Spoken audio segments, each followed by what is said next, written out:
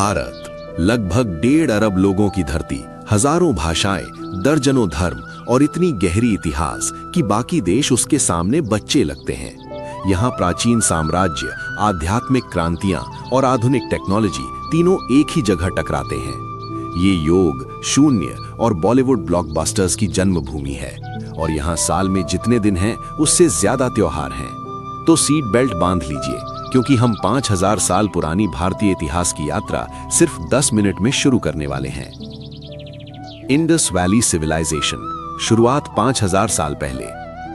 हमारी कहानी शुरू होती है 2600 ईसा पूर्व की सिंधु घाटी सभ्यता से, दुनिया की सबसे पुरानी शहरी सभ्यताओं में एक। जब मिस्र में पिरामिड बन रहे थे और मेसोपोटामिया में क्यूनिफॉर्म लिखी जा रही थी, तब भारत में हड़प्पा और मोहनजोदड़ो जैसे योजनाबद्ध शहर बन रहे थे। ये सिर्फ मिट्टी के घर नहीं थे, बल्कि ग्रिड पैटर्न वाली सड़कें, सार्वजनिक स्नान घर, उन्नत ड्रेनेज सिस्टम और यहां तक कि फ्लश टॉयलेट भी। हाँ, 2600 ईसा पूर्व में वर्किंग प्लम्बिंग आज भी कई अपार्टमेंट्स में नहीं मिलती। सिंधु सभ्यता मेसोपोटामिया से व्यापार करती थी, आभूषण बनाती थी और मां देवी तथा प्रोटो शिवा जैसे रहस्यमयी देवताओं की पूजा करती थी। 1900 ईसा पूर्व के आसपास ये सभ्यता समाप्त हो गई, शायद जलवायु परिवर्तन, नदी के मार्ग बदलने या भूमि के अत्यधिक उपयोग से। उनकी लिपि आज तक अपठित है, एक तरह से प्राचीन माइक ड्रॉप। वैदिक युग 1500 ईसा पूर्व। इसके बाद आए आर्य, केंद्रीय एशिया से। ये लोग संस्कृत, घोड़ों से खींचे रथ और वेद लेकर आए, जो आगे चलकर हिंदू धर्म की नींव बने। जाति व्यवस्था की शुरुआती जड़ें भी यहीं से जुड़ती हैं। ये लोग धीरे धीरे बसने लगे, खेती करने लगे और गंगा घाटी में छोटे छोटे राज्य बनने लगे। भारत एक देश नहीं था, बल्कि कबीलों और राज्यों का मिश्रण था। और कहानी अब तेज होने वाली थी। मौर्य साम्राज्य 321 ईसा पूर्व। भारत को पहला बड़ा सुपर पावर मिला, मौर्य साम्राज्य। चंद्रगुप्त मौर्य ने लगभग पूरे उपमहाद्वीप को एकीकृत किया, लेकिन असली सितारा था उनका पोता अशोक महान। शुरुआत में वो एक क्रूर विजेता था, मगर कलिंग युद्ध की रक्तपात से वो बदल गया। उसने बौद्ध धर्म अपनाया, हिंसा त्याग दी और करुणा को शासन की नीति बना दिया। अशोक के संदेश, जो आज भी पत्थरों और स्तंभों पर खुदे हैं, मानो प्राचीन ट्वीट्स हों। गुप्त साम्राज्य, भारत का स्वर्ण युग 320 ईस्वी।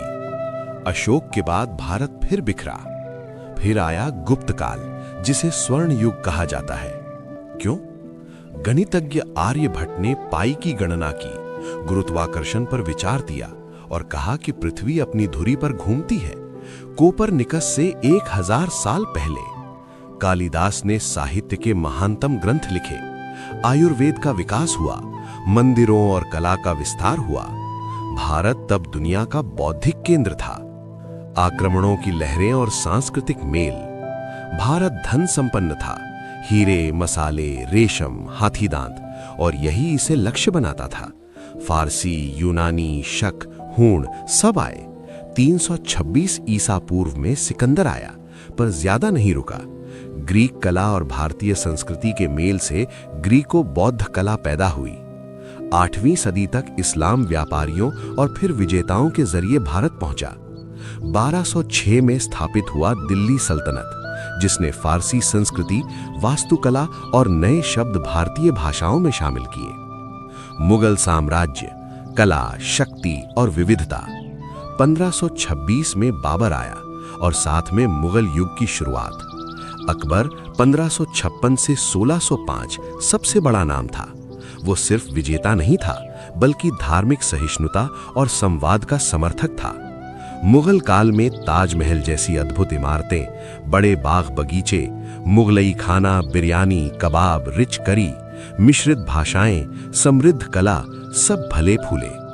भारत केवल जीता नहीं गया, बल्कि उसने दूसरों की संस्कृति को अपनाकर और भव्य बना दिया। यूरोपियों की एंट्री, समुद्र से आने वाला तूफान। 16वीं सदी में पुर्तगाली, फिर डच, फ्रेंच और आखिर में ब्रिटिश आए, क्योंकि भारत व्यापार का खजाना था। ब्रिटिश ईस्ट इंडिया कंपनी 1600 ने सिर्फ व्यापार नहीं किया, बल्कि राजनीति भी खेली। 1757 की प्लासी लड़ाई के बाद उन्होंने बड़े भूभागों पर हक जमा लिया। उद्योग नष्ट हुए, संसाधन निकाले गए, लेकिन रेल, अंग्रेजी शिक्षा और प्रशासनिक ढांचा भी आया। 1857 के विद्रोह के बाद शासन कंपनी से निकलकर ब्रिटिश सरकार के हाथ चला गया। अब शुरू हुआ ब्रिटिश राज। स्वतंत्रता की लड़ाई 1885 से 1947। 1885 में बनी इंडियन नेशनल कांग्रेस और फिर आए महात्मा गांधी दक्षिण अफ्रीका में सत्याग्रह सीखकर। उनका हथियार अहिंसा। 1930 का नमक सत्याग्रह, 240 मील चलकर समुद्र से नमक बनाना दुनिया ने ध्यान से देखा। दूसरी ओर नेताजी सुभाष चंद्र बोस ने आजाद हिंद फौज बनाई। संघर्ष बहुआयामी था, जटिल और लगातार था। द्वितीय विश्व युद्ध के बाद ब्रिटेन थक चुका था और 15 अगस्त 1947 को भारत आजाद हुआ, लेकिन बंटवारे की त्रासदी के साथ। 10 मिलियन से अधिक लोग घर बार छोड़ने को मजबूर हुए। 1 से 2 मिलियन लोगों की जानें गई। 1948 में गांधी की हत्या ने देश को झकझोर दिया। स्वतंत्र भारत, निर्माण और परिवर्तन। पहले प्रधानमंत्री नेहरू के नेतृत्व में भारत ने संविधान बनाया, उद्योग खड़े किए और आधुनिक लोकतंत्र का ढांचा बनाया। आगे का सफर उतार चढ़ाव भरा था। पाकिस्तान और चीन से युद्ध, हरित क्रांति, इसरो की सफलता, 2014 में पहली कोशिश में मंगल मिशन, 1991 की आर्थिक उदारीकरण, आईटी बूम, बेंगलुरु वैश्विक टेक हब बना, बॉलीवुड, योग, भारतीय भोजन दुनिया भर में छा गए। भारत आज तकनीकी महाशक्ति। निष्कर्ष, इंडस वैली से लेकर इंस्टाग्राम स्टार्टअप तक भारत की कहानी आक्रमणों, आविष्कारों, दृढ़ता और पुनर्निर्माण की कहानी है। ये पुराना भी है, नया भी, अराजक भी है, खूबसूरत भी और रुकने वाला नहीं है। अंतरिक्ष में मजबूत देश, विशाल लोकतंत्र और तेजी से बदलती अर्थव्यवस्था है। समस्याएं हैं, गरीबी, प्रदूषण, असमानता, लेकिन देश आगे बढ़ रहा है। अगर आपको ऐसी तेज और गहरी इतिहास यात्रा पसंद आई हो तो हिस्ट्री विद रोहित मेहता को सब्सक्राइब करें। फिर मिलते हैं अगले वीडियो में। तब तक आपके दोस्त रोहित मेहता को दीजिए इजाजत।